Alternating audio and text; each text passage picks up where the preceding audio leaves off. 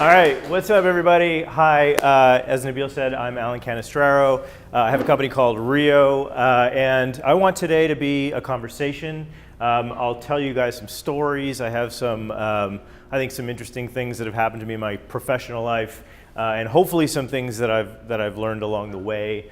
But I want to engage you as well, and do please ask questions as we go. And I really want to get to the Q&A part to give you guys some time. Because I think that's going to spur some ideas. So first, let me tell you about what I'm working on right now. So my product's called Rio, and it started with an idea that the television, which is the device that we actually have, there's more of them than there are mobile phones, is heavily underused. It sits black on your wall, off most of the time. When we do use it, we use it for a single purpose. You turn it on, you watch what you want to watch, and you turn it off. And I think it can play an even greater role in our lives. And I call it ambient media. The industry is starting to call it ambient media. So here's something to note, which is if you go back the last 100 years, the amount of media that we consume on a daily basis has been linearly increasing, right? You go back to 1900, it was about an hour a day spent reading newspapers and books. And now we're up to, I think it's 11 hours a day on average consuming media. That's watching video, watching TV, interacting with social media, reading news articles, all the things that you can imagine. Here's what I believe, is that line will not stop going up. It's going to keep going up. I think as humans, we're just attracted to getting more and more information. But here's the other thing I believe, is that we're hitting the very limits of focused attention, right? You can't keep staring at a screen without now sacrificing other things. So how does that line continue to go up? And I believe that information and televisions are going to be televisions are going to become ambient windows to information. Right now, you have art on a wall, you have signage, but they're very, very static. But these TVs that are in everybody's homes that are sitting black have an opportunity to be these contextually aware, changing, and hopefully beautiful windows of information. It'll be the kind of thing that sits in your periphery, and when you want to engage with it, when something catches your eye, you will. And when something isn't interesting, it'll just fade to the background. Now, I understand that there's dangers associated with this, right? Do you really want this in your life all the time? And I think it's inevitable, number one. And number two, I think in order for it to happen, it has to be elegant, it has to be beautiful, it has to be additive, it can't be distracting, and God forbid it's ad-driven. Because it's just going to be a sucking of our attention. So that's the premise of what I'm going after. And I'm starting with the user experience. So the first thing that I wanted to tackle is video. Video in particular has been growing, especially digital video in particular is growing massively right now. It's a huge market. Everybody's pivoting to video. But I believe that we need to tackle the user experience first. There's a problem where we have a paradox of choice. In order for you to watch a video right now, the stat, everybody knows this feeling, the stat is you spend an average of about 18 minutes per day deciding what to watch. So that's the first thing that needs to be tackled. You need to get rid of that paradox of choice. We have too much choice. And thinking back to my childhood, probably many of you will remember this as well, there used to be a time when you turn on the TV and content was already playing, and if you didn't like what was playing, you change the channel, and it was so quick that you can flip through at less than a second per video, know what you were watching, make the decision, and move on to the next thing. And so navigating video was way faster. So that's the first thing. How do we make the experience better? The second thing is, how do we make the content better, right? If you have to flip through, all the stuff that's on YouTube, you're going to go crazy and you're not going to find anything. You'll probably give up and move on. And so we need to elevate the level of quality in the content that we see. And in my mind, Nabil mentioned I was a DJ at the Bomber and Fed Hall. I think the answer is we need curators. We need people that are our guides through this content. Who's deciding what's good? Who's deciding what's trending? And of course, that's an opinion, and that's editorial. But you know what? We do it all the time with news. We do it all the time with music. But somehow in the world of consumer video, everything has been algorithmic, and I think that needs to change. So I want to give you a little demo of what Rio is today, and just to give you guys a little bit of context. So when you launch the app, we go immediately into content. If we don't know who you are, we play stuff that's trending, stuff that's popular, stuff that maybe it's making a dent and it's seeing lots of engagement from our users or from users on other platforms. If we do know who you are, we have some information about your tastes. We have some information about your behaviors. So when you launch, if you're the kind of person that likes to watch news in the morning and comedy in the evening and music on the weekends, then when you launch Rio, it does that for you automatically. Now the way you navigate, so again, when you launch, you go straight to content. The main decision you can make is you can swipe next. And we've made this as quick as possible, so when you go to the next clip, it's already playing. And you can move through stuff quickly. Now the second thing you can do is you can tune, right? So in order for what you want to do, if you don't exactly know what you want to watch, you come in with a mood. You come in with a purpose. And the moods that we came up with, Rio is your mainstream, so that's the mix, that adjusts to you. But when I come to media, I want to laugh, I want to learn, I want to be informed, I want to hear stories. I want to see people doing amazing things, or I want to chill. I want to put background music on. I want to relax. I won't show you the last two because they're prototype, but they're there. But let's go over to learn. When I click on learn, it goes immediately into educational content. Lots of great explainers, things that are telling you how to make things. What was that? Oh. All right. Well, anyways, I'll be watching this one later. But again, the idea here is that this isn't just random stuff on YouTube. These are things that we have people who are trending videos. They're picking things and they're curating it in and they're curating it out. So we're really trying to simplify the process of watching video. And yes, we're on phones. Yes, we're on web. But TV is really the sweet spot that I think deserves a new type of interface. So that's what we're focused on. I'm going to go back to my slides. Sorry, if this is playing in the background, so yes. How does it know that you've seen that video before? Oh, yes, it's a great question. Well, we can tell when you're interacting, and we go into an idle mode. So if you haven't interacted with the TV, generally the behavior that we see with people is when you're in front of the TV and you're actively watching, first of all, there's an accelerometer in the remote, so we know that you're holding it. And second of all, we often see people skipping clips about one every 3 or 4. So that's an indicator to us that you're actively engaged. If we see no activity from you in about 15 minutes, we call that idle mode, and that counts less towards, there's a greater chance that those clips will get picked again. So actually, and I'll address that really quickly. So the other point here is if we can get rid of the as much interaction as possible, how do we know what you're interested in? And so a lot of that is based on how much time do you linger on clips? Are you skipping past it in the first 2-3 seconds? That's a negative sign. Are you watching it for long periods of time? That's a positive sign. And we also are very aware of the fact that your mood in the moment may be different than your taste long term. So there's kind of a concept of a short-term memory and a concept of a long-term memory. So if you're constantly skipping over Donald Trump videos, you'll get less Donald Trump over time. If you skipped over it just in the moment, that'll just turn it off for now.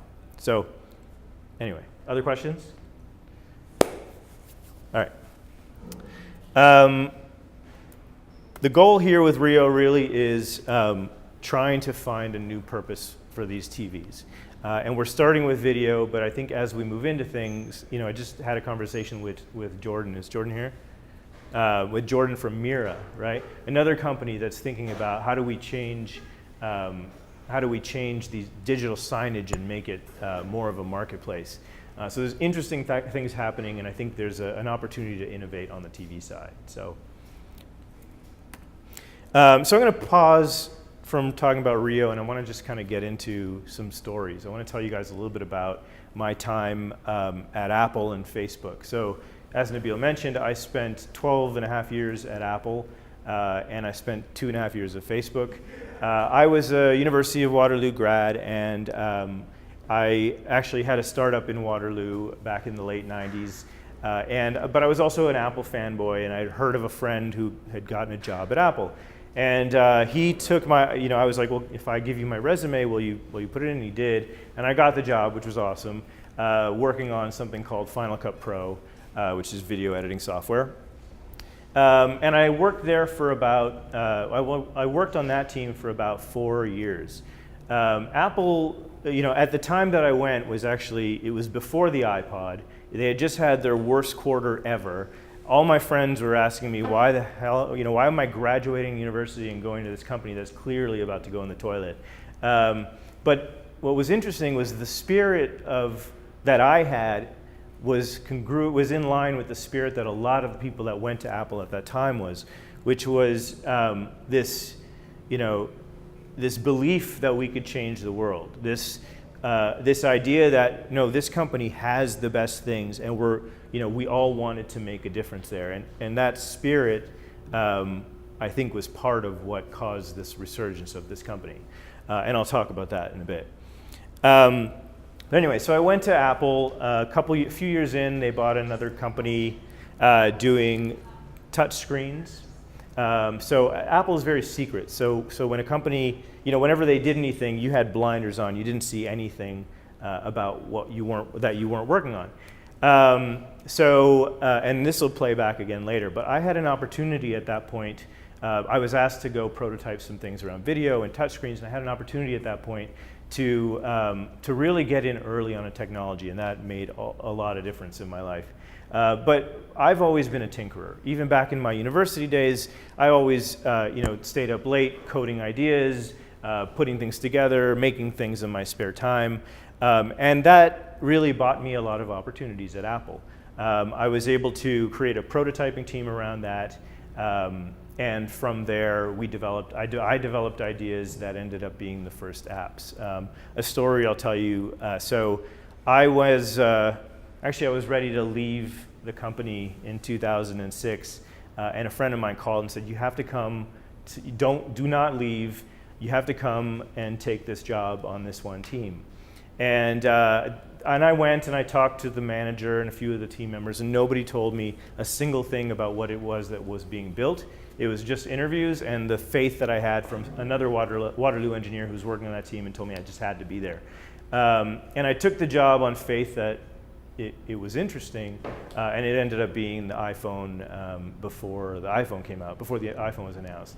So anyway, one of the things that I learned through this process is the only way to get things, I used to pitch ideas all through my first few years at Apple, and none of them ever took off. It wasn't until I started just doing things, started actually just making the things that I wanted to make in my spare time and started showing them around to people that I started getting the traction, the appreciation from folks to go and work on more projects. And so, take that as a lesson that asking people for permission to do things doesn't really lead to much. You have to just take the initiative and do it yourself. So I was very fortunate to translate that into an early job on the iPhone team, where we built some of the first apps. A couple years later, we were putting together an iPad, a tablet, secret. Nobody really knew about it. The story that Nabil was referring to earlier was it was about a month before the iPad came out, and Steve Jobs was insistent that this tablet was about web browsing and watching video. And there was a team that had pitched this idea of a book reader back in the early days. Steve insisted, no, that's not what this was about. And so about 4 weeks before, or 5 weeks before the iPad was being announced, the press started started hearing about it. And the press started saying Apple's coming out with their Kindle killer, right? Apple's coming out with their book reader. But we didn't have a book reader plan. So Eddie Q, reporting to Steve, called me up. I was on vacation. He called me up on the beach, said, we need to make this product. We've got 4 weeks to do it. Everybody said, no, it's impossible. But I told Steve that you could do it. So I came back from vacation. We put together a tiny team. In 3 weeks, we shipped iBooks and got it out there. So another testament to like how nimble a large company like that it really is. You know what I want to talk about? Actually, let me get on my presenter notes because I have some things I want to say. Oh, this is just mirrored.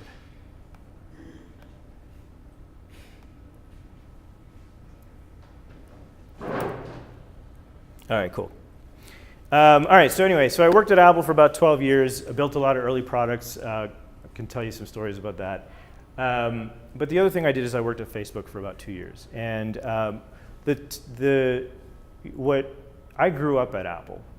And I went to a company that was completely different. These are two companies with completely different cultures. Now you might think they're two big Silicon Valley tech companies. They have very similar cultures, but the answer is that they don't. They couldn't, from my perspective, be more polar opposites of each other. And I want to kind of walk through some of these differences.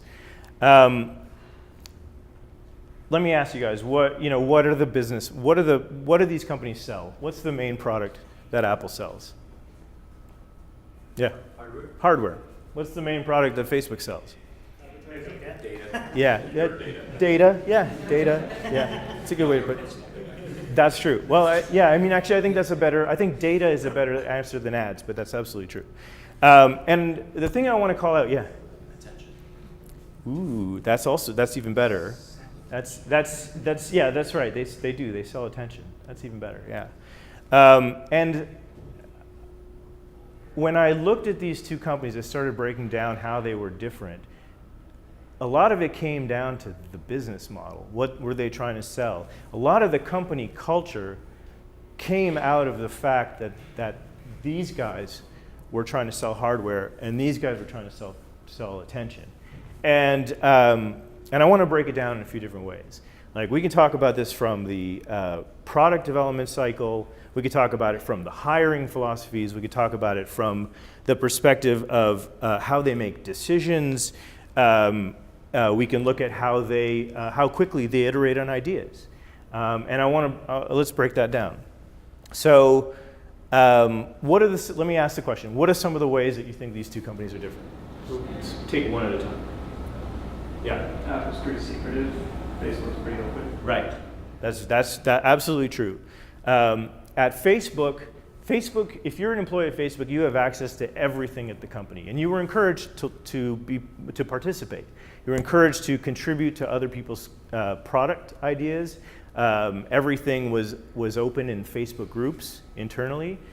Apple, you saw only what you were working on, and if you were needed for another project, you would have to sign disclosure to get there, right? It was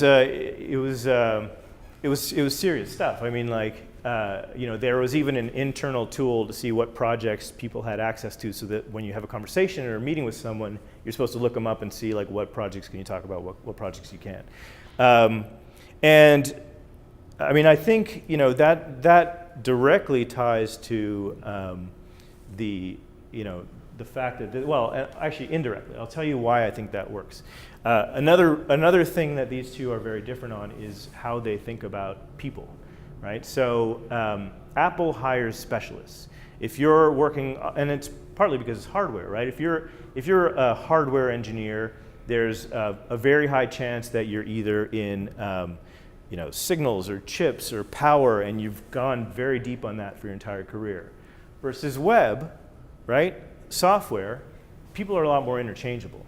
right? So people move from project to project. They can pick up other languages. You can do a lot more things if you're in software. And so that translated directly to their hiring philosophy, their openness and secrecy. From a hiring philosophy at Apple, you got hired into a job, right? They would put out a rec, you would apply for that rec. Even internally at the company, there were recs open and you have to apply for a rec and then they interview for that rec. Facebook, when you got hired at Facebook, you didn't know what team you were going to work on until 6 weeks in, and neither did they. You are hired into the pool of engineers, and then you go through 6 weeks of boot camp, and at the end of that boot camp, you get to decide which open job rec you want to take. And everybody was able to access any of the jobs. And there's a few special cases where people were hired to specific jobs, but generally speaking, you have full access to all the jobs here. Another thing is movement between jobs. So when I was at Apple, I built up teams in both these places. There was a person on my team at Apple who at the just past the 1 year mark came to me and said he was really interested in, he was working on the remote app, and he was really interested in audio, and he knew some people on the core audio team, and at the 1 year mark he came to me and said, hey, there's this job opening on the audio team, I'd really like to go. So I said, okay, well, yeah, that sounds cool, let me take it to my director. And my director came back and said, no effing way, he's only been here a year, the minimum time that we want anybody on any job is 2 years before they can switch. When I was at Facebook and I started building a team, I was told that at the 12-month mark, I should be encouraging my team members to move on to something different. And at the 16-month mark, I should be really questioning why they're still on the same team. And so that movement, again, I think it very much translates to the fact that, in software, we have transposable skills, versus on hardware, you really are a specialist. Were you hired into a specific job at Facebook? Kind of. So at Facebook, the question was I hired into a specific job? I was hired to a specific location. So I went to help open the London office, but what I was going to do was up to me. This was at a time where Facebook was going mobile first, and I was a mobile engineer from Apple, so there was expectations, but it was also my interest, right? I really loved iOS development, so that was what I went and built, was iOS and Android. So another big difference between these two is release process. Does anybody know what the average time for even software releases at Apple is? A few months. It's longer than that. I mean, there's dot releases where you fix bugs, but major releases at Apple are a year, right? How often do you update your iPhone with new features? Once a year. Every year, once a year, right? Everything at Apple was on these very long release cycles that lined up with the hardware, because hardware takes a long time to build. And you got to get it right. You can't just iterate on hardware. Anybody want to guess how long the release cycle is at Facebook? Yeah, I mean, the real answer is weekly. However, they also have, daily patches and instant patches if it's really, really bad. But again, contrast these two companies, right? You got hardware and you've got web. You have entirely different release cycles and processes. Another thing that I think translates is the way that new ideas were built, right? So at Facebook, we had something called hackathons. Everybody knows what a hackathon is these days. So Facebook is really proud of the fact that 70% of the projects that were created on hackathons shipped to consumers. 70%. Well, that's crazy, right? Can you imagine? Like, the interesting thing was that people would build things. They would say they would want to try it out, and they'd be able to deploy it to small groups of people, see how things were tested out, and then decide whether they either want to iterate on the feature or increase the audience.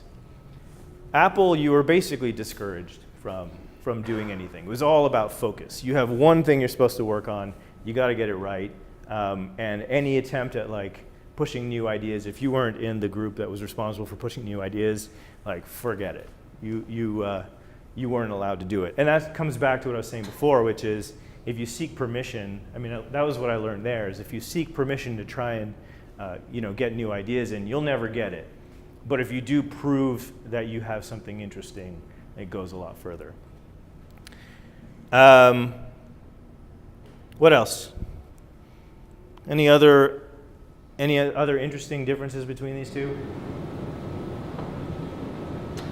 I'm curious if you're in a software dominant culture and the Apple culture feels countercultural or foreign. Yeah. Is there value in adopting things from the different culture, right? So if you're in a continual, always changing release, are there things that Apple does that actually could be embraced by agile software companies? Yeah, it's a good question. I thought the answer would have been yes, but I was unsuccessful. And I mean, part of it was that company cultures. You want to be consistent with company cultures to get to success, right? I think if you try to buck company culture, you're not helping the greater cause. And I think one thing that both these companies did really well, and I do have opinions about which ones work better in which cases, but one thing that both these companies did really well was that their company cultures were self-consistent, right? And attempts at me trying to instill a 4-month release cycle on features so that we can get to a level of perfection in an environment where the decision making was about metrics, it didn't really get me anywhere. So, and that's another big difference that I wanted to call out between these two companies was the way that decisions were made. Does anybody want to take a guess how decisions were made at these two companies? Probably top-down at Apple, right? Completely top-down. Yeah, completely top-down, completely intuition, completely like gut-based decision-making. They didn't collect any data, and they've changed that a little bit now, but they didn't collect any data about user behavior, and it was, before a product would get released, it was completely internal, and you'd have product managers and Steve Jobs and everybody in that chain making decisions about what goes out the door. How were decisions made here? Say again? Data-driven decision. Oh, data-driven. Yeah. So, metrics. It's all metrics. And so, even in if you try to take, going back to your question, if we try to take a big bet on a product, if you don't have the metrics to show engagement, you don't have buy-in from the management team, right? So, anyway, I thought that was a pretty interesting difference. But the big takeaway for me is that your company culture has to be self-consistent. These are both like the leaders of their industry, and both are, in my mind, completely polar opposites from how they operate. But they both did really well with it. So, and then the other point is that it's consistent with what their business is. So. All right, so a few things that I wanted to learn, that I wanted to talk about. So at Apple, actually at both companies, my role was to build exploration teams, prototyping teams, come up with ideas and prove out products, basically build new things. And I wanted to relate a story that really kind of helped me understand how you should be exploring ideas. And this was something that actually Steve Jobs had said to me. He told me a story about a painting in Madrid, which I then went to see, and it's called the Guernica by Picasso. And it's this massive painting that fills a room. It's probably about the size of that wall over there.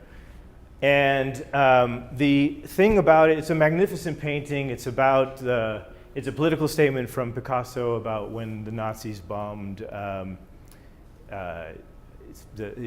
bombed Spain during the Civil War. What was interesting about this painting wasn't the painting itself. It's the way that they displayed it at the museum, which is there's this massive room with this massive painting, and in all the rooms around it are explorations that Picasso did to get to this. And I'll show you a few of them here. You know, he didn't go straight to painting this. He started with sketches, many, many, many of them. Each of them slightly different, trying to understand how things looked, how things should look, and how things should feel, at different levels of fidelity. Right? The first ones were like charcoal. These are like, a little more pencil. And then he gets into details on certain aspects. This is the hand of the warrior. This is the head of the bull. This is the woman who's screaming in the corner. Several iterations of this. And when you go see this magnificent painting in Madrid, and then you walk around, you see all the different things that he tried before he went and actually made the painting, it really kind of changed my thinking about how we should be exploring software, right? We really need to be trying things. We really need to be like breaking things down into small pieces and seeing, what feels right, what works, right? Because I don't think any of us have a clear picture. If we do have a clear picture of what the right answer is, it's probably not the right one. So this is the Guernica. This is the finished piece, right? So what I want to encourage you guys as all of you think about, product development and exploration, is to try things. Try things. Think of them as throwaway. Try things that you can put in your hands and you can play with and understand better. That's the exploration side. The other thing that I want to talk about, which came up in a conversation today, is polish, right? How do you know how much time should you put into to polish? When do you polish? The first thing I want to do, actually, everybody should take note of this, is if you've never read Donald Norman, or specifically this book, I highly recommend it. Donald Norman was, he led the, what was it? It wasn't the design team, it was Apple's, effectively it was a design exploration team back in the 90s. And he's since left Apple in the late 90s, and he's now a design consultant. But he's written a series of books, and this one I think is an incredible one, about how people love beautiful things. We have a bias, right? We have all kinds of these cognitive biases, and we don't think logically. We jump to conclusions. And one of them is the beauty bias, the idea that people forgive beautiful things for their flaws. And so when I think about product development, and the release cycle, one of the things that I always, that I believe is that level of beauty and fidelity that you apply to the product is not just skin deep. It is actually the thing that your customers will see first and will allow them to really connect with the product. There are too many times when I saw in Facebook's iterations or Facebook's user tests where there were fantastic ideas that were presented half-baked to users that users rejected because they didn't understand them, they didn't have the right interface, they didn't feel finished, versus the philosophy that I like to take away from Apple was that when you polish things to their best, there's a level of love that people can connect to the product with that they wouldn't otherwise have, right? And I don't want to make it sound like it's, Apple's better than the competition or anything like that, but it's the little things like, scrolling on the iPhone versus scrolling on the Android in the early days of those two products.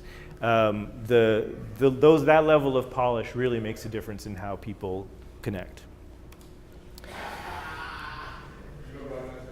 I want to just share Rio's values. I want to bring it back to Rio, and I want to tell you what really drives us. I want to talk about them briefly. So the first is think in video. So all of these company values, I'm sure many of your companies have values as well. They really have a purpose, and they really have a meaning. And the first one I want to talk about for Rio is this idea of think in video.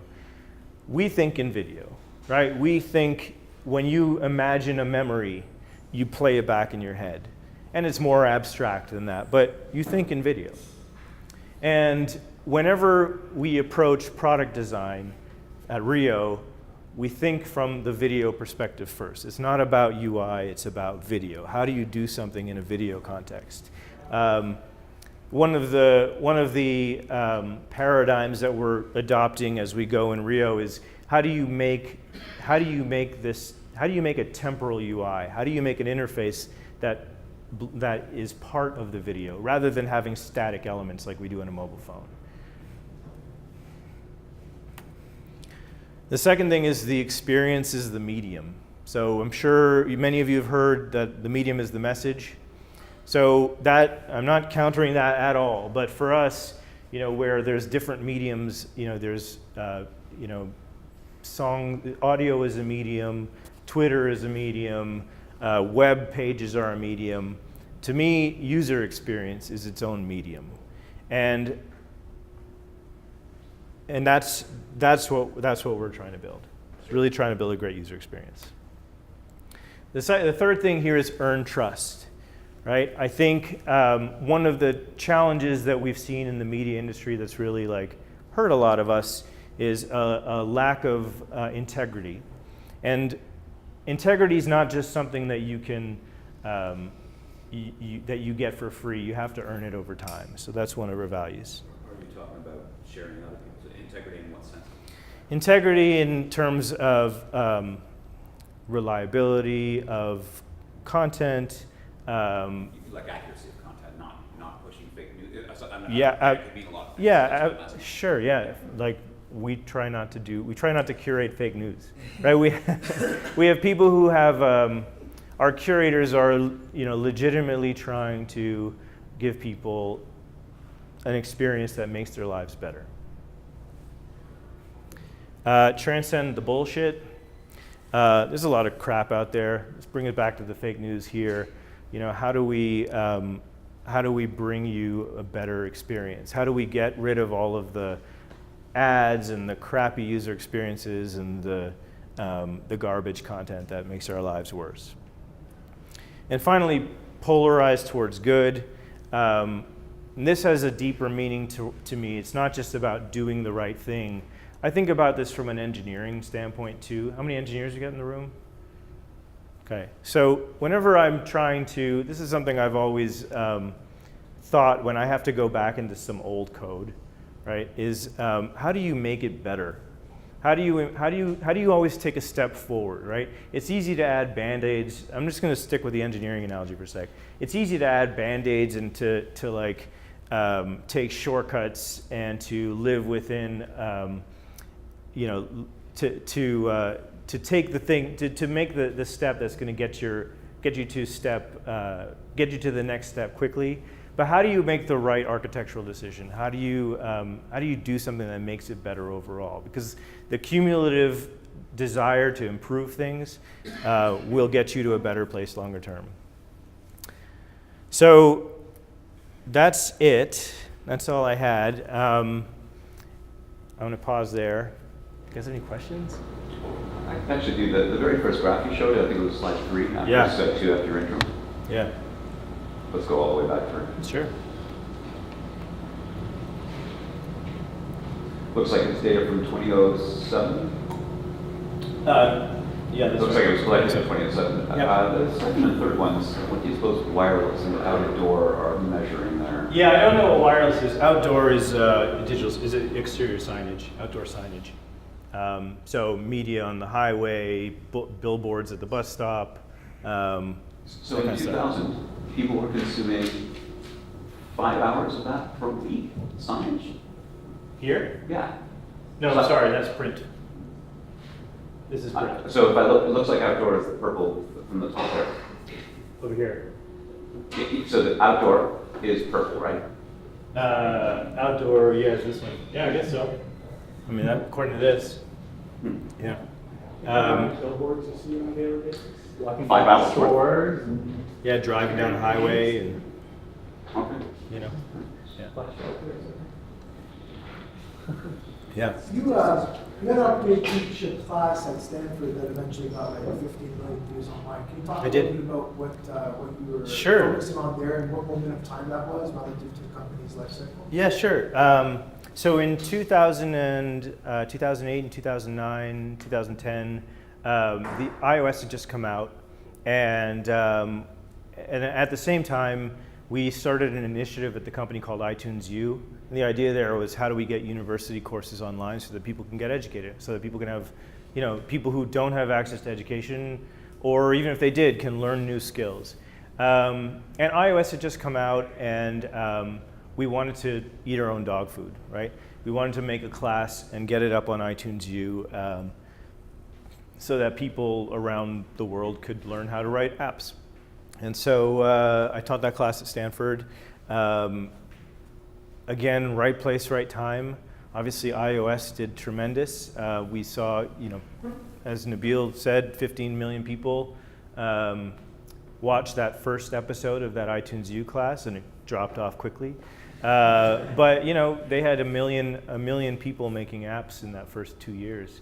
Sign up for App Store Connect or whatever it's called, accounts to make apps. So it really did contribute. I think it contributed to the growth. I mean, even if that class wasn't there, I still think that growth would have been there. But yeah, we did that at Stanford. We taped the whole thing, put it up online. That class continues to today, and they update it every year. So yeah. I'm interested in this curators. I'm wondering, you know, if this is, it seems like it's kind of a manual thing. How do you overcome massive scale like that? You've got 100 million Yeah. people like all of us using it. Yeah. Yeah. That's a great question. So the first thing is that we're not 100% curation.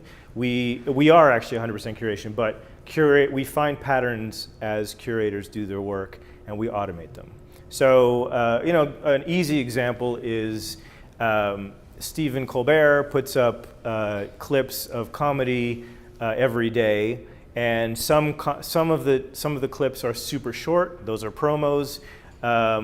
So our curators have figured out that if we ingest all Stephen Colbert within 2 minutes, that's 2 minutes to 7 minutes, we get all the good stuff. If we exclude the words behind the scene, then we get rid of all the behind the scenes stuff. And so a curator who was once picking every Stephen Colbert clip now set up an automatic script that pulls them in pulls them in automatically, and it automatically tags them, stuff like that. But I'll give you another thing to note, which is Spotify. How many Spotify users? How many Discover Weekly users within Spotify? Okay. Yeah, so Discover Weekly or any of those like automatic playlists, the way those primarily worked, Discover Weekly originally started as a algorithmic playlist generation, and they did all kinds of music analysis. And what they found actually worked better, that people really liked more, is when they had people who program radio stations come and pick the songs that go into Discover Weekly. And then based on, and so that would generate a pool of the songs that were most interesting for people to listen to this week. And then based on your specific interests, they would algorithmically pick the tracks that go into your Discover Weekly and the ones that go into mine. And so there's often a lot of overlap on a week-by-week basis. That was as of about a year ago. I'm sure they're actively trying to get back to algorithm, but I think it does speak to the fact that, you know, I have a lot of faith in computing and in artificial intelligence and all that other stuff, but it still hasn't cracked taste, right? Humans are still much better at taste than any machine algorithm that I've seen. and I'm sure people are working on it, but that's where we're at today. Yeah. Yeah, so the question on like bias. Yeah. You said that humans do the curation, right? And each human being has some biases. How do you make sure that the content that gets curated is fair and things like that? Yeah, I mean, again, radio and TV are primarily. Let me take a different angle. When you go to a film festival, like a short form film festival, like a best animation or whatever it might be, oftentimes people come out liking the same things. If you have 20 clips in the thing, and of course there's outliers here and there, but generally speaking, you can get a pretty high hit rate. But that's still like entertainment, right? This is, you're going to curate news clips, for example, which is Right. a lot more sensitive content than Yeah. So I haven't figured that out. The number one complaint that I get about Rio is that we're way too liberal and we don't properly represent conservative views. That's what I was thinking, is Alice Jones. I mean, most Yeah. people probably won't subscribe to, but Right. there's got to be like a cult following that absolutely wants to have them there. So it's like most curators probably would be like, oh, Alice Jones, get it. Yeah. And you know what? I do think that media. I understand Facebook and Twitter's position of like their job is not to be the editors because they're trying to achieve this massive scale. But I also don't think it's right. I do think that they should have some editorial control over what goes in there. I mean, there was a time not that long ago when everybody hated on Apple for being the curators of what goes into the App Store. But I think what has come out of that is an experience where App Store apps are somewhat reliable and somewhat better than if everybody could put anything in there. So anyway, I guess where I'm going with this is like, I don't mind. In fact, I want editorial control. I do want to make sure that we have some bias in terms of what's there. I think that's important. So yeah. The second question: how do you work with content creators? Like, what's in it for them to put this content on your platform? Yeah, I mean that's really the next phase of our company is about helping them monetize. So basically the state of video right now is most media, except for long form, most media is monetized by ads, right? And ads don't make a lot of money, right? If you're the average CPM for YouTube is about $2 for 1,000 views. So extrapolate that. If you get a million views, you're making $2,000. Big creators can maybe get 10 million on average views, which means they're making 10 grand, whatever that number is, 10, 15 grand. That's not a lot of money. When you look at some of the content that's being created by Vice or Vox or any of these publishers, the amount of money they're making off ads is garbage. And so I actually think that when you think about intelligent media that's meant to give you a positive outcome, or music, consumers are actually willing to pay. And so if we can create a marketplace that helps consumers pay for content directly. It's a subscription-based service rather than. Not subscription, actually. I can get into business model, but I think the media industry is addicted to ads and subscription. And what's happened with this device is we've seen all kinds of new models come up. But it just hasn't come to TV and it hasn't come to media. So, games have done amazingly well with in-app purchases, impulse buys. Gaming media has started to do very well with tipping. You're starting to see influencers on YouTube that are sending people to their Patreon page to give them donations so that they keep doing what they're doing. And we're starting to see Instagram experimenting with commerce, allowing influencers to sell products. And all of those things require interactivity. The thing with ads and subscription is that they're the most passive and easy to interact with ways of doing things. But if you can make television interactive, then you can get all the new ways that the phones are doing. So that's what I'm betting on. So, yeah. Yeah. So at Apple and Facebook, you're part of like a much bigger thing. You get to run some experiments and Yeah. be experimental. Now you've got your own baby. You're on that path of like building the first iteration of it. How does experimentation fall into that when you're kind of running fast to try to create, first That's a good version? question. How do you keep experimentation alive at that early stage? Yeah, it's a good question, and this was something that that was kind of warned to me as I went into this, is that, get as much experimentation out before your 1.0, because once your 1.0 comes out, you're gonna have to be iterating on it to try and get your growth numbers up, and your investors are going to want to see that and stuff like that. So, we do try to take, I do treat things in a release cycle way, like an Apple release cycle way, and so the largely experimentation, largely the features that we're building now are things that we experimented with a year and a half ago. But it's true, a lot of my experimentation happened before 1.0 came out the door. So the other thing I'll say is, like, as much as I and you probably hear it in my voice, I do really like Apple's release process. From a startup standpoint, the iterative, metric-driven process is really, it's really powerful. I mean, Facebook, iterated their way from to 53 minutes a day on average of usage with 2 billion people. Like, that was an optimization. That was a constant optimization. So that it's a very, very powerful way of building product. So yeah. It's interesting, with television, it's more of a community device. Yeah. And I noticed that when you're popping it up, if you know someone, you'll personalize it to that person. Right. Where do you see that evolving into kind of more community content, so that you know who comes into the room, and is that sure somewhere where you're at? Yeah, I mean, there's these things all emit a signal, right? And with the tech that's there today, we can detect who. We don't do this today, but where I want to go with like a per person personalization. Right now, it's basically a per account personalization. Where I want to go with this is, even if you don't have my app on your phone, we can still tell that this individual has come and gone. If you have the app, I can tell exactly who that individual is. But if you don't have the app, I can still tell that there's a pattern of this signal that keeps coming and going. And so,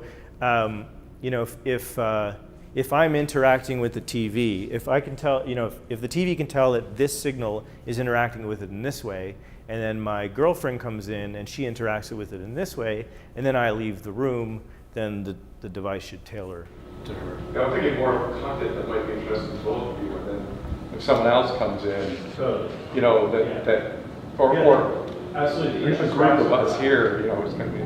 Yeah, the interest graphs overlay. I don't know how to do it with 40 people, but the interest graphs can overlap, right?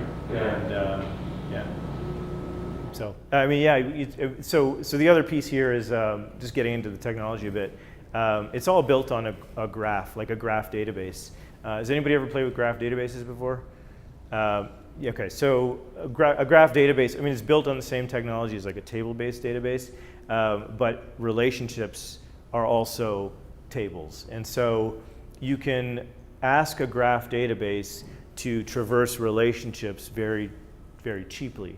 So if I have, I have a node for myself and I have a node for my girlfriend, it's very easy for me to traverse the graph and say, give me interests that are common to both of these with a certain weighting and certain properties in news, like that kind of thing, right? So yeah, lots of work to do there, but I need more people and more money. So, and actually I'll give you guys a little bit of a status, since I mentioned that, need more people, need more money. So I've been in the Bay Area for the last 18 years, basically, minus a couple years in London, UK. I'm coming back. What's happening in the Bay Area is startups investors are no longer funding or starting to slow down on funding companies that are building engineering teams in the Bay Area. It's too expensive, the competition's too high, there's no loyalty, people move around every year, company to company, and what's happening is, there's all the large, there's all the large unicorns out there. They're taking all the jobs, and of course, Facebook, Google, Apple, all those guys. But the little startup guys are having a hard time. And there's a lot of talk of companies wanting to build their engineering teams, and in some cases, their corporate teams too, outside the Bay Area. And we're starting to see investors funding those companies more and more. I made the decision a few months ago that it was time to leave the Bay Area, and I was a little apprehensive about telling my investors that I was leaving San Francisco. I thought they would be not pleased with that, but unanimously the reaction was positive. Every one of them was like, "This is great! Like, you're going to get better talent. You're going to get our investment money is going to go further. You're going to be able to get to your goals faster than if you were here in the Bay Area competing against everything." And so, and I'm betting on here. I went to school at Waterloo. I've seen the things that are happening, even just in this 4-block radius. The startups, Communitech, the Google, the accelerator, Terminal. I mean, there's all these things that are contributing to this ecosystem here that doesn't work this way in the Bay Area. Bay Area is competitive. It's just. I think there's some magic happening here, and I'm telling every startup I know that it's time to start putting their time and money here, and it's happening. I think it's happening. So, yeah. So just kind of coming back to the culture piece, and you mentioned you were at these two big companies with very different cultures, Yeah. and now you're founding your own company and Yeah. you're sort of going your own way. What is the culture you're trying to set that you think is the best, having seen both, Yeah. and that creates loyalty in employees? Yeah. I like to give. We're still very small, so we've got 6 people. I like to give people autonomy and really, decision making and control over the things that they work on, over their domains. I think it's important that people have a stake of ownership, like a piece that they're responsible for the most. And I think it's important that they be the decision makers on how those things work. If you give people if you allow people to be the owners and allow them to make the decisions, they'll make better decisions than a group can on a specific thing. I also, I'm open in to the extent that everybody helps me talk through corporate decisions, and we work together. We have a meeting every day for 30 minutes. I have half my team in the Bay Area, half my team here.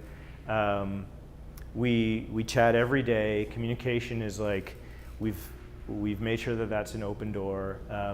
Everybody's on. I'll say this. Everybody's on text chat, but I try to get everybody off text chat and onto face-to-face conversations. I actually think text chat is one of the worst things that has happened for productivity. By the way, I feel more and more people are they're just even within an office are just communicating with each other over text chat, and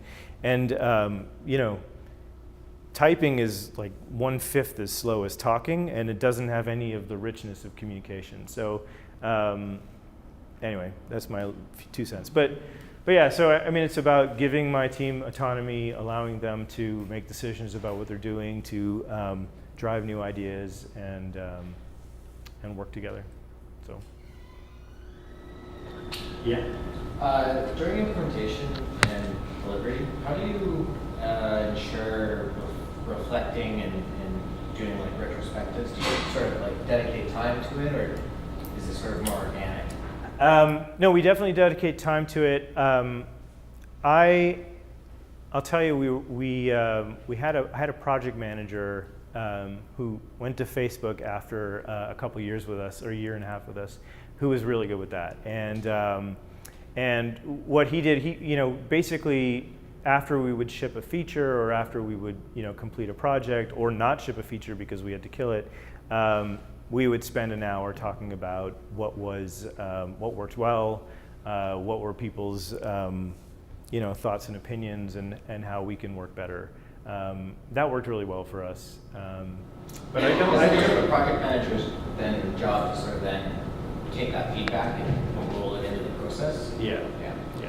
So and of course it's everybody's job too, but having somebody responsible for, I do think it's like one of the roles that I've always found was the most valuable for me as an engineering manager, both at Apple and at Facebook and with Rio, is really having somebody whose job is to manage schedule and make sure that things are getting done together. I do find like engineers left on their own tend to focus inward and maybe don't aren't paying.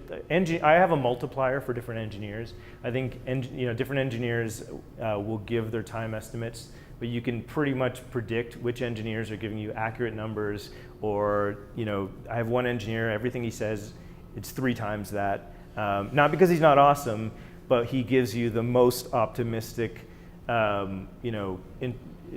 estimate of how long things get done, right? But anyway, so I do think having project manager is an incredibly important part to development cycle. So it's making sure communication's flowing, and yeah. Anything else? We have time for one last question. Yeah. How did you choose the name Rio? Yeah, great question. So as a DJ, one of my philosophies about media is that it's not the individual songs that are important, it's how it all strings together. I think as a DJ, my job was to bring people up and bring people down and to move them through different states, because if you're always up here, people get tired. So you're in control as a DJ. You need to move them through these states. So it's a flow, right? And Rio is the Greek word for flow. It's an old root word. So it means that word means a lot to me, actually. Anybody study fluid dynamics? No? Mechanical engineers? No? Electrical engineers? Yeah, rheostat? Yeah. Anyway, so yeah, that's what Rio means. And I do think that's important. I do think, especially when we talk about, coming back to the purpose here, right, of ambient media, if you're going to have something on in your house, you want it to change over time. You want it to adjust to you. You want it to you want it to take you through different moods. So that's the point. So thank you.